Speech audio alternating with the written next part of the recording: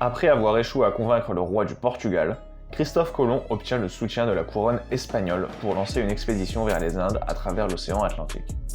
Il quitte l'Espagne le 3 août 1492 et atteint l'archipel des Bahamas le 12 octobre 1492.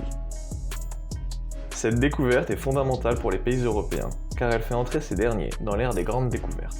Dès lors, les pays occidentaux se lanceront dans l'exploration et la colonisation du monde. Dès le début du XVIe siècle, les Espagnols installent des colonies aux Caraïbes. La Isabella est fondée en 1494 par Christophe Colomb sur l'île d'Hispaniola. En 1515, c'est sur l'île de Cuba que les Espagnols fondent la ville de La Havane. Au début du XVIe siècle, les Espagnols contrôlent de nombreuses îles des Caraïbes et envisagent désormais de poser le pied sur le continent. Mais le Nouveau Monde est loin d'être inhabité. Au sud de l'actuel Mexique s'étend un puissant empire dont le cœur économique et politique est une ville nommée Tenochtitlan. Fondée en 1325 par le peuple mexicas, plus connu sous le nom d'Aztèques, la ville de Tenochtitlan a eu une croissance très importante durant les XIIIe et XIVe siècles.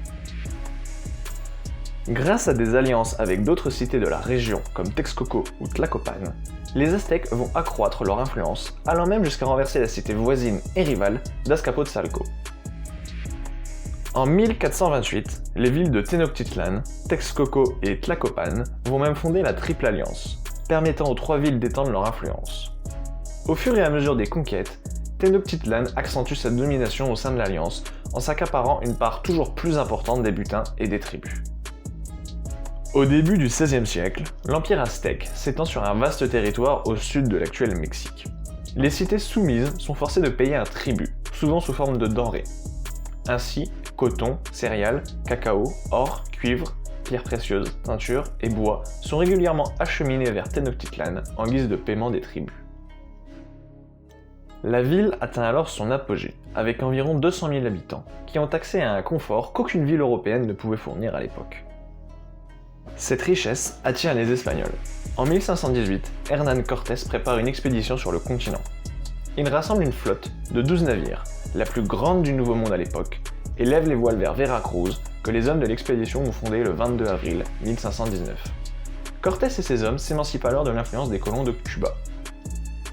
Durant l'année 1519, les conquistadors explorent la région et nouent des relations diplomatiques avec les cités qui refusent la domination aztèque. Certaines cités s'opposent aux Espagnols. Elles sont sévèrement réprimées, ce qui encourage d'autres villes de la région à s'allier aux conquistadors. En novembre 1519, Cortés et ses hommes pénètrent dans Tenochtitlan. Les conquistadors sont subjugués par la richesse de la cité et le raffinement de ses habitants. La ville est aussi bien organisée que les grandes capitales européennes, et son marché n'a rien à envier aux cités, comme Rome ou Constantinople. Désireux de s'emparer des richesses de l'Empire, les Espagnols capturent l'empereur Moctezuma II, le 14 novembre 1519. Ils tentent ainsi d'établir progressivement un protectorat sur l'Empire aztèque. Le 23 mai 1520, les Espagnols massacrent par traîtrise la noblesse aztèque lors d'une fête pour le dieu Huitzilopochtli, divinité aztèque associée au soleil et à la guerre. Mais durant ce mois de juin 1520, les Espagnols sont assiégés dans la ville de Tenochtitlan. Moctezuma II est tué en s'opposant au conflit. Acculés et inférieurs en nombre, les Espagnols prennent la fuite. C'est l'épisode de la Noche Triste, ou Triste Nuit en espagnol.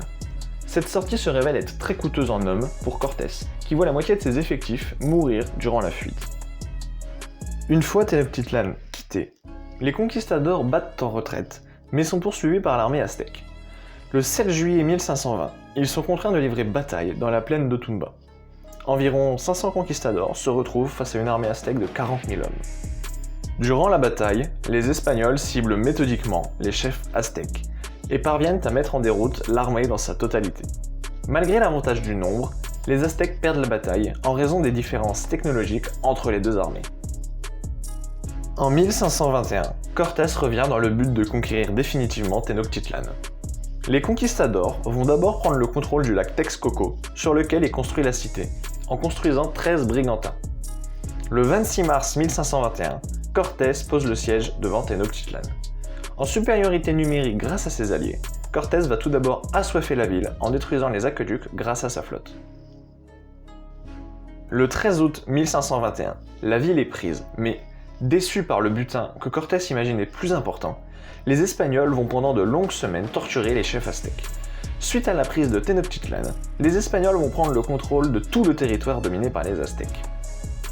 En octobre 1522, la visite de l'empereur Charles Quint acte la fondation de la Nouvelle-Espagne sur les ruines de l'Empire aztèque.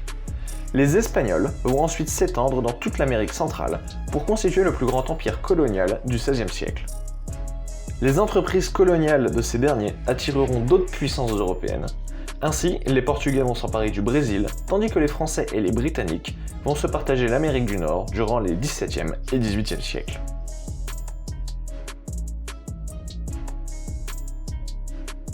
Encore une fois, merci d'être resté jusqu'au bout de la vidéo. N'hésitez pas à la partager ou à mettre un j'aime si celle-ci vous a plu, et à vous abonner si vous aimez mon contenu. Quant à moi, je vous dis à bientôt dans une prochaine vidéo.